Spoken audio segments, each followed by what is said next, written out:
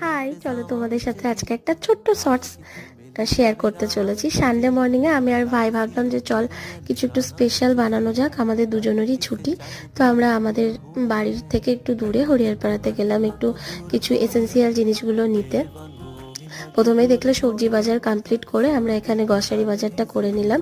তারপরে আমি আর ভাই ওখান থেকে চলে এলাম বাড়ির উদ্দেশ্যে। আর মাংসটাও আমাদেরকে নিতে হবে, আমরা আজকে একটু স্পেশাল লাঞ্চ করব। স্পেশাল আর কিছুই নয়, ওই শীতের সময় শীতের সকালে একটু ভালো ফিল করার জন্য আর যেগুলো খাবার দাবার করা হয় ওইটুকুই।